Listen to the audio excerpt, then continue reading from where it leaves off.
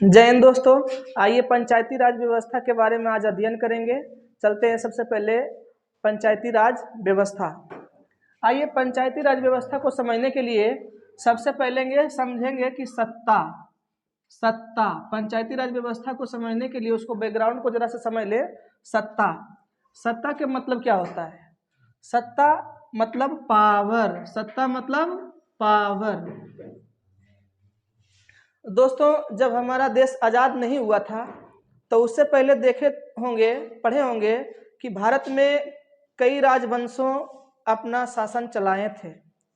लेकिन जब राजवंश लोग शासन चलाते थे, पढ़े होंगे मौर्य साम्राज्य और पढ़े होंगे मुगल वंश, ये सब पढ़े होंगे। तो जो सत्ता चलाते थे, जो सत्ता में बैठते थे, वो कहलाते थे राजा। वो क्या कहलाते थे? राजा। और राजा जब कहलाते थे तो राजा के द्वारा सत्ता चलाया जाता था।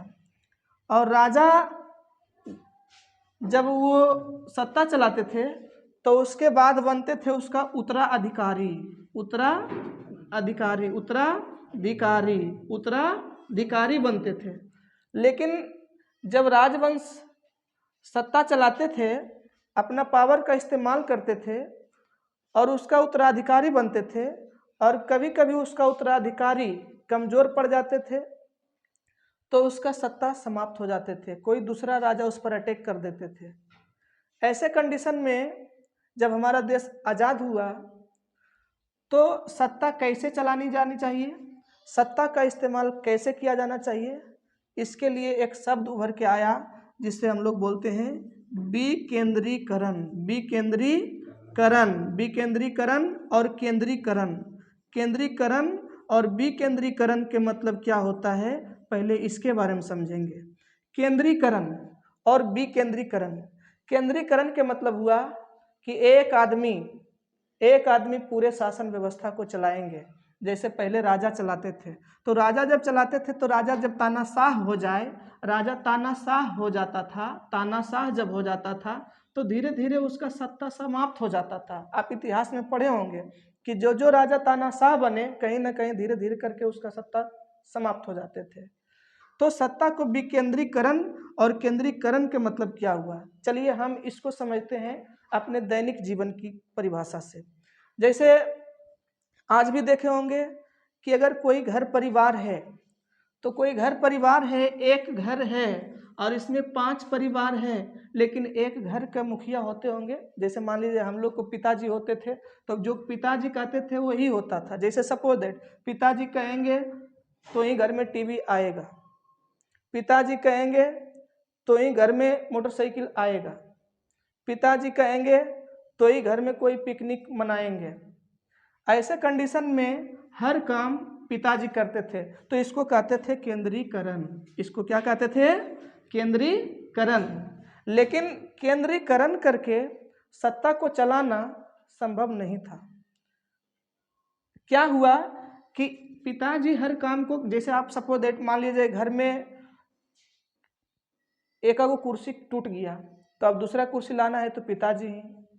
अगर बाय द वे पिताजी बीमार है तो फिर सारा काम बंद। ऐसे कंडीशन में अगर और घर के जो काम है किसी दूसरे के द्वारा करवाएंगे, कोई मान लीजिए बड़ा बेटा है तो उनसे बोल देंगे, घर में और कोई सब्जी वगैरह लाना है तो दूसरा को काम अढ़ा देंगे, फिर और कोई काम करनी है तो तीसरा को अढ़ा देंगे। इस तरह से ये केंद्र में रहेंगे, लेकिन और जो काम है वो किसी दूसरे के माध्यम से करवाएंगे। ये हो गया विकेंद्रीकरण। केंद्रीकरण और विकेंद्रीकरण मैंने समझ गए होंगे। तो आइए पंचायती राज व्यवस्था क्या है। तो महात्मा गांधी जी बोले थे कि भारत की आत्मा जो है वो गांव में निवास करती है। भारत की आत्मा गांव में निवास करती है, लेकिन गांव वाले लोग को ना कोई पावर देंगे, ना उसके लिए कोई संस्था बनाएंगे, ना उसके पास कोई सत्ता रहेंगे, तो फिर भारत की आत्मा गांव में निवास कैसे करेंगे। ऐसे स्थिति में सत्ता को चलाने के लिए विकेंद्रीकरण किया गया और पंचायती राज व्यवस्था लाई गई। पंचायती राज व्यवस्था विकेंद्रीकरण करके लाई गई ग्रामीण के लिए। शहर में पंचायती राज व्यवस्था नहीं है, उसके लिए अलग वीडियो में बताएंगे। ये ग्रामीण के लिए पंचायती राज व्यवस्था लाई गई। पंचायती राज व्यवस्था लाई गई तो पंचायती राज व्यवस्था का सबसे पहले जब देश आज़ाद हुआ तो संविधान के नीति निर्देशक तत्व में अनुच्छेद 40 में वर्णन किया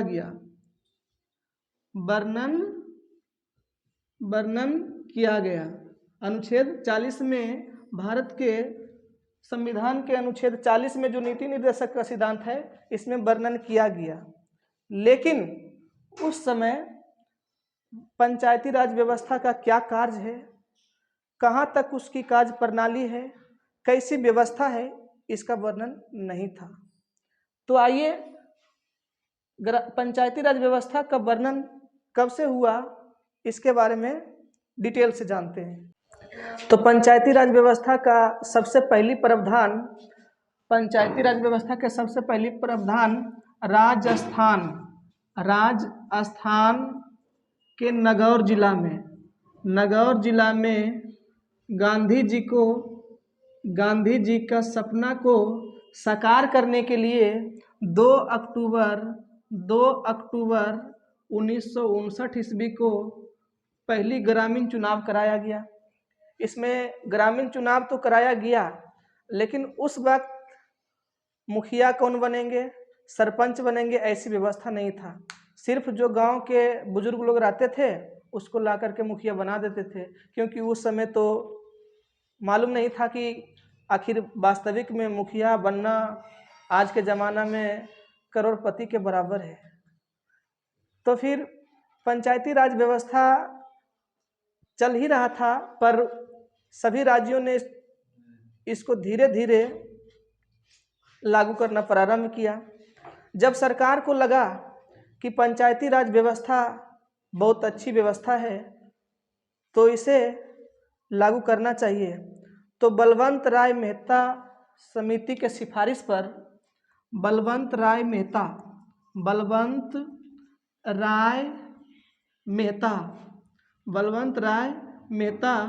समिति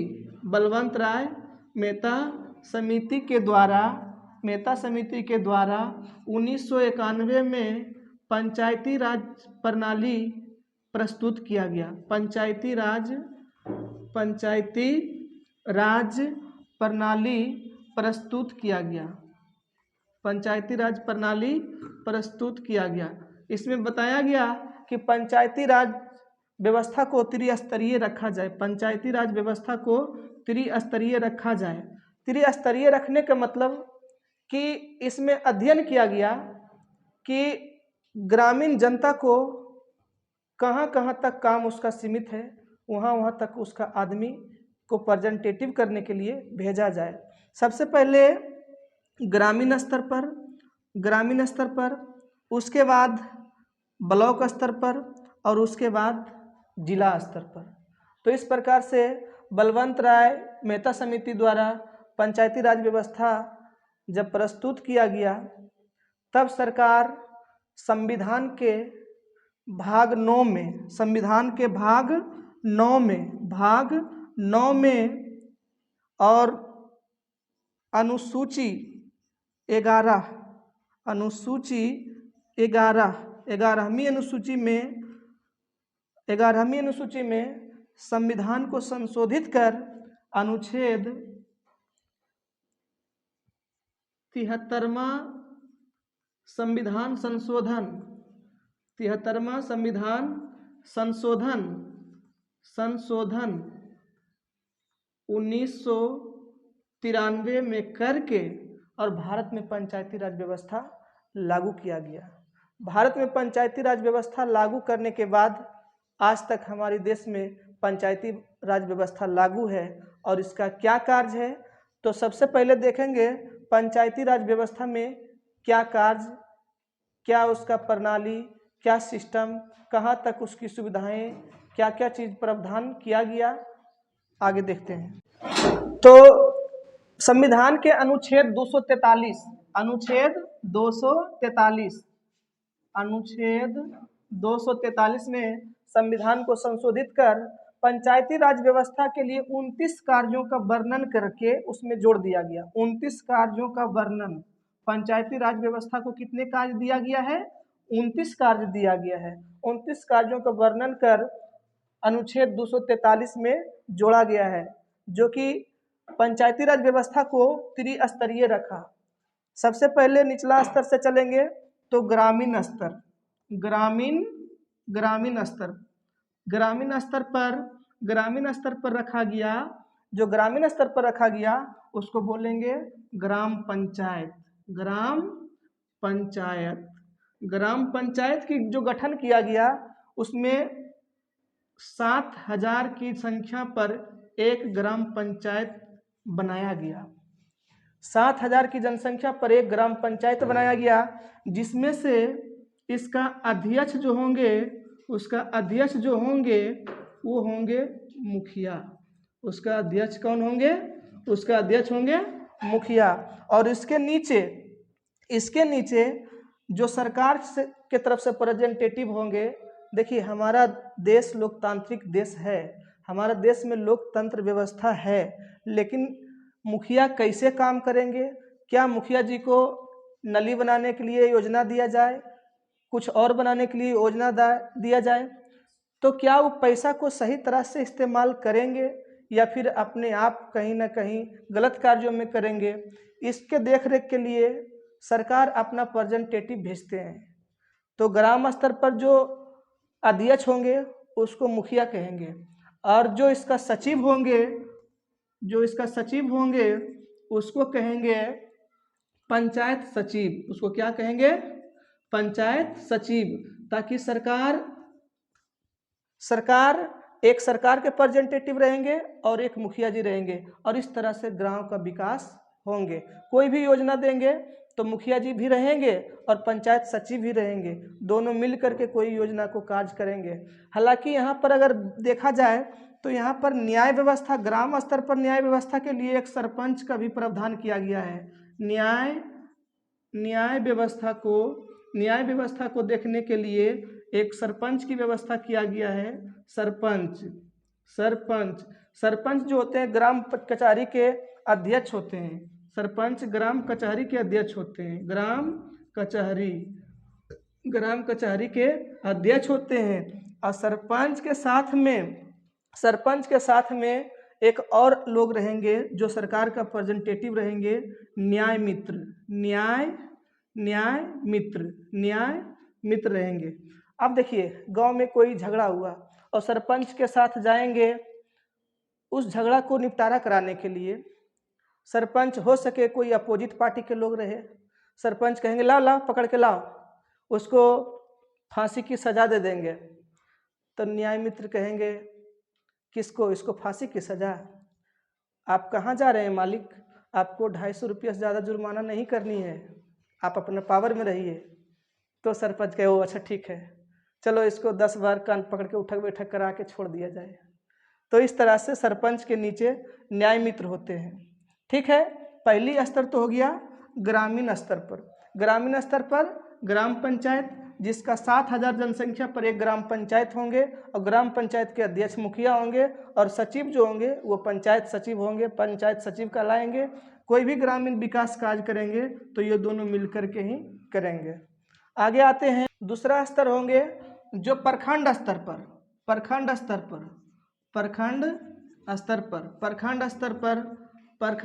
पर किसका होंगे? तो प्रखंड स्तर पर जो व्यवस्था किया गया उसको बोलेंगे पंचायत समिति सदस्य।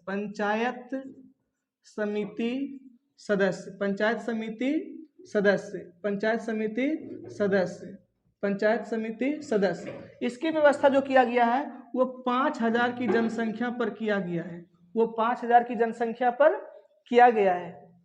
5,000 की जनसंख्या पर पंचायत समिति सदस्य की व्यवस्था किया गया है, जिसमें पंचायत समिति सदस्य ब्लॉक स्तर पर रखा गया है, प्रखंड स्तर पर रखा गया है। प्रखंड स्तर का जो अध्यक्ष होंगे, जो अध्यक्ष बनेंगे उसको बोलेंगे प्रमुख। उसको क्या बोलेंगे? प्रमुख। उसको क्या बोला जाएगा? प्रमुख। और ये तो पब्लिक की तरफ से हो गया, लोकतंत्र की तरफ से हो गया। लेकिन सरकार जो अपना रिप्रेजेंटेटिव भेजेंगे, उसका सचिव जो होंगे वो कहलाएंगे प्रखंड विकास पदाधिकारी। प्रखंड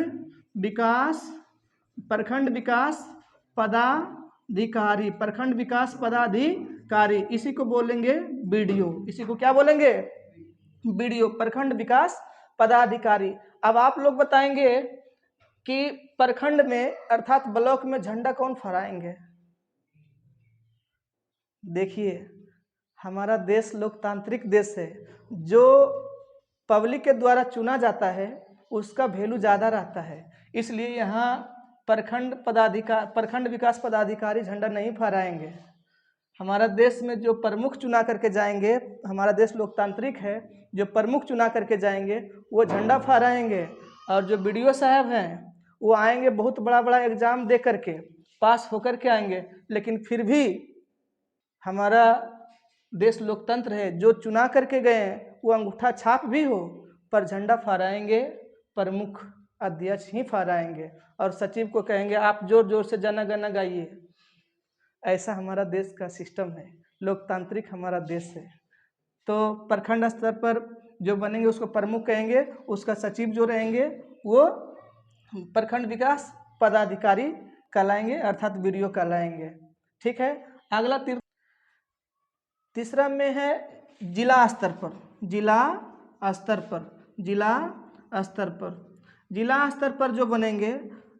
पर जो बनेंगे उसको हम लोग बोलेंगे जिला परिषद सदस्य। जिला परिषद सदस्य उसको क्या बोलेंगे? जिला परिषद सदस्य। और इसका जो चुनाव होंगे वो होंगे 50,000 की जनसंख्या पर। 50,000 की जनसंख्या पर जिला परिषद के चुनाव होंगे।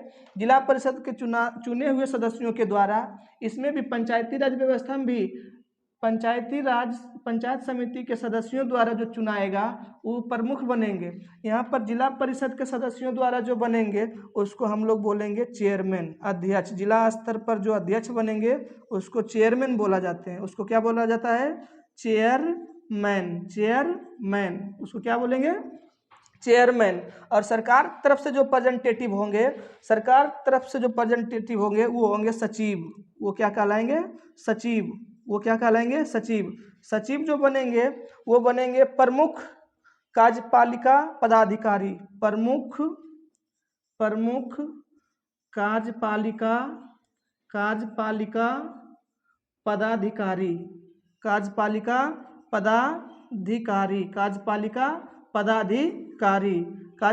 पदाधिकारी को हम लोग डीएम बोलते हैं। कार्यपालिका पदाधिकारी को क्या बोला जाता है? डीएम। इस प्रकार से बलवंत राय मेहता समिति द्वारा जो प्रस्तुत की गई पंचायती राज व्यवस्था वो त्रिस्तरीय है। पहला ग्राम पंचायत का अध्यक्ष कौन बनेंगे? मुखिया जी। उनका सचिव कौन बनेंगे? पंचायत सचिव। दूसरा पंचायत समिति सदस्य जो होंगे वो प्रखंड स्तर पर होंगे। उसका अध्यक्ष कौन बनेंगे? प्रमुख बनेंगे। उनका सचिव कौन बनेंगे? प्रखंड विकास पदाधिकारी बनेंगे। प्रखंड विकास पदाधिकारी को और क्या बोला जाएंगे? बीडीओ बोला जाएंगे, बीडीओ साहब बोला जाएंगे। उसके बाद तृतीय स्तर पर जिला स्तर पर हो गया। जिला स्तर पर जो चुनाव होंगे वो जिला परिषद सदस्य बनेंगे। उसकी चुनाव 50,000 की जनसंख्या पर होंगे। 50,000 जनसंख्या में जो सदस्यों द्वारा चुने जाएंगे उसमें से एक बनेंगे अध्यक्ष, जिला अध्यक्ष जिसको हम लोग बोलते हैं, उसको हम लोग चेयरमैन बोलते हैं, या तो इनको जिला अध्यक्ष भी बोल सकते हैं। जिला अध्यक्ष बोलेंगे। उसके बाद उनका सचिव जो होंगे उनको प्रमुख कार्यपालिका अधिकारी बोलेंगे, डीएम बोलेंगे। इस तरह से हमारी पंचायती राज व्यवस्था त्रिस्तरीय है। पंचायती राज व्यवस्था में अगर चुनाव की बात करें तो संविधान के अनुच्छेद 243 में जो वर्णन है उसमें 29 कार्यों का वर्णन है। उसी में चुनाव, उसका वेतन, उसकी और सारी प्रक्रिया के बारे में हम लोग अगले वीडियो में अध्ययन करेंगे। लेकिन एक चीज़ और यहाँ पर जान जाएंगे, हम लोग देखें कि पंचायती राज व्यवस्था त्रिस्तरीय रहा, लेकिन पंचायती राज व्यवस्था में एक चीज़ की और जिक्र करते हैं कि पंचायत राज व्यवस्था में मत देने का उम्र, मत यानी वोट, VOT, वोट देने का उम्र 18 वर्ष कर दिया गया है। 18 वर्ष किया गया है, परंतु उम्मीदवार इलेक्शन लड़ने का, चुनाव लड़ने का उम्र चुनाव लड़ने का उम्र, चुनाव लड़ने का उम्र 21 वर्ष है, 21 वर्ष है। पंचायती राज व्यवस्था में वोटिंग करने का उम्र 18 वर्ष, चुनाव लड़ने का उम्र 21 वर्ष किया गया। हालांकि और जो दूसरा स्तरीय इलेक्शन है उसका चुनाव लड़ने का उम्र अलग अलग है, उसको हम लोग नेक्स्ट वीडियो में अध्ययन करेंगे। यहाँ तक के लिए धन्यवाद। आप हमसे ऐसी ऐसी जानकारी के लिए जुड़े रहें गुरुकुल GS एकेडमी से। लाइक करें, सब्सक्राइब करें।